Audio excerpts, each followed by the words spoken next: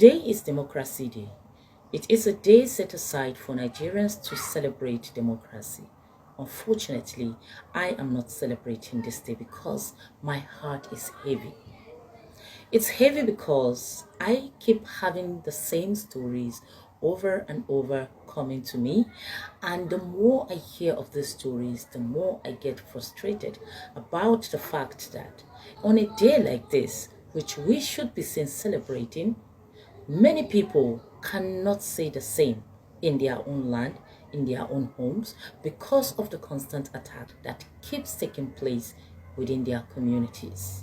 Now, just yesterday, I heard of another tragedy in Irigwe land, which is in Bassa local government area of Plateau State. I want to read the story just as I copied it from the poster. It says, yesterday, 11th June 2025, story coming from the LGA stated that suspected Fulani militias launched a deadly attack on a tomato carrying vehicle near Nkindoro in the Degbe district of the Irigwe chiefdom in Bassa LGA. 4 innocent lives were brutally cut short. Musa Chega, 40 years old, who was the driver, Grace Gali, a 43-year-old mother, Uhui Emmanuel, 25-year-old, Mary Emmanuel, who is just 9 months old. 2 others sustained various degrees of injuries and are currently receiving medical attention. This is yet another painful reminder of the insecurity that is plaguing our communities. For me, we may look at these situations as though they are part of our lives. Now, why are we celebrating June 12th? Isn't it about the reminder on the journeys of democracy we've had over the years? Is this not something that reminds us of the peace we should have as a people? Is this not something that we should have as a reminder of our success and the challenges we've had and how we should come together to build a better country? Do we think it is a day for us to really celebrate or for us to mourn when Nigerians on a daily basis are losing their lives? I'm not even talking about other challenges that we face as a people. I am just particular about the high level of insecurity that we face in our country, where some people cannot afford to live in peace in their own land, in their own homes. This also brings me to what I usually would talk about, the criminal element of this conflict. I just got thinking about this whole incident, particularly this one that happened yesterday. For anybody, not to talk of say Fulani, to go into that community and kill 4 people in front of the chiefdom, that really gave me concern. I mean, does that mean we no longer have security in our communities? What really is the role of vigilantes within that community? I mean, they just sit down, watch strangers move into their community and kill people without question?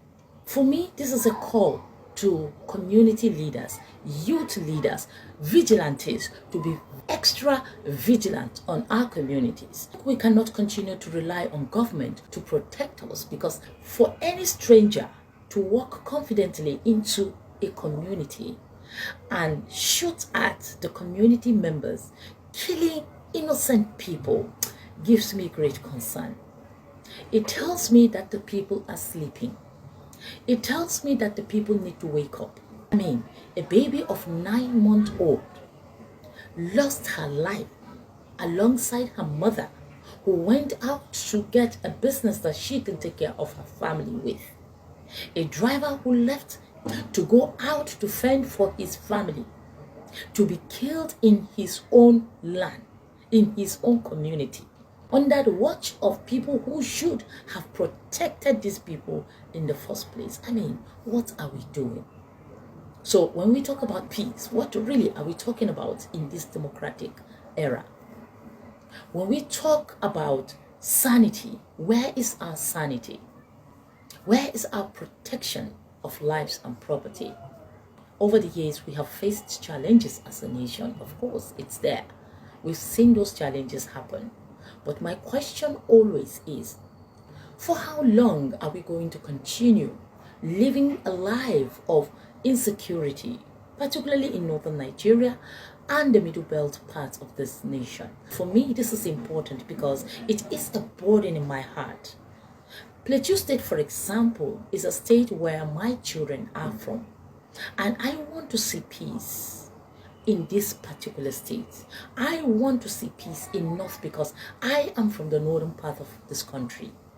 I want to see peace in my region. Many years ago when we were kids, one of the things that I know we used to hear about Lagos, for example, is that there was so much criminalities going on in Lagos State. I remember when I was young, I was so afraid to be in Lagos. In fact, you wouldn't talk to me about Lagos because of the numerous stories that were coming about the criminal activities that were going on. When I heard years later that the leaders of Lagos, the governments that have come subsequently, were able to control the criminal activities, and now I'm here and I'm seeing it with my own eyes. They bring peace to their communities, they bring sanity, they bring development into their communities. I mean, the economy is boosting. You go everywhere, everybody is busy. Rather than having people who all they think in their lives is how to go attack a certain community, attack a certain people, attack whatsoever forms of attack they want to do, or kidnap people. It is not happening here. People are too busy to sit down and think of destroying each other. So what is democracy to you as Northerners? What are we going to do to change the situation that is happening in our region? My call to leaders in northern Nigeria on this Democracy Day is to say, rise up to the occasion.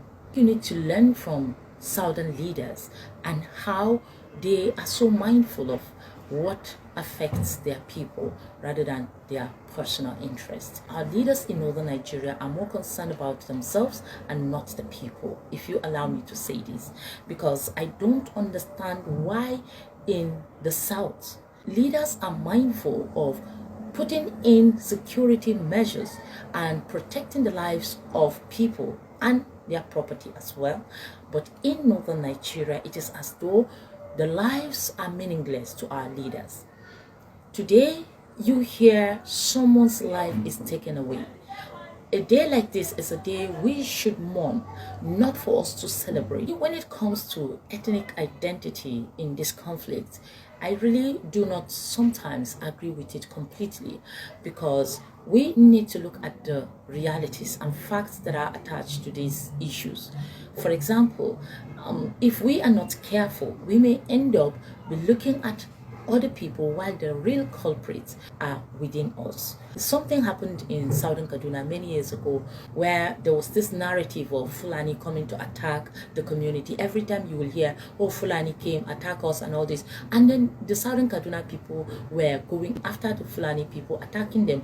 And the Fulani is also attacking the southern Kaduna people. So there was this circle of violence that was going on in southern Kaduna until the people eventually got to understand that they had people within their community, 5 young men who were apprehended at the end of the day, and the community people did whatsoever they did to the people because they said they were informants within the community. So it's more like politicians using these young innocent men, and they were gathering information and they used the Fulani, and the Fulani go into the community and they carry out the biddings of whoever was the mastermind.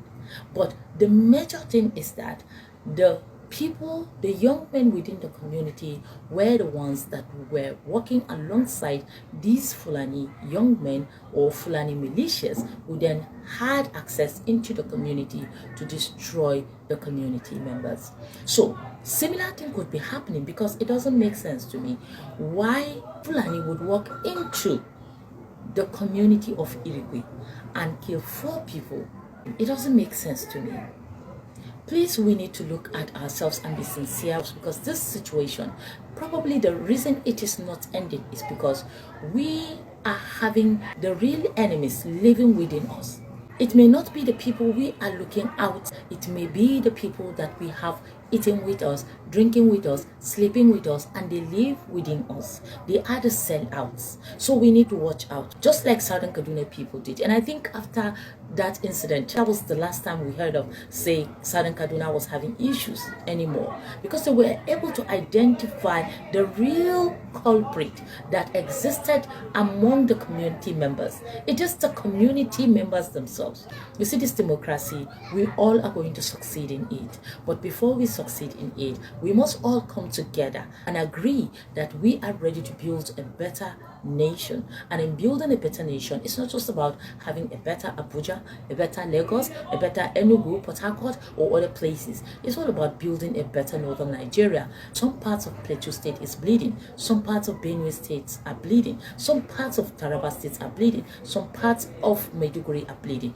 And many parts of northern Nigeria are bleeding. Is this what you are going to call a better nation? Is this what you are going to call peace? No. Is this what you are going to call stability? No. Is this what you are going to call democracy? No. So if we are going to continue building this democracy as we set it to be, celebrating it every 12th June as a reminder of our journey, we shouldn't forget the challenges that we are facing as a people, as a nation.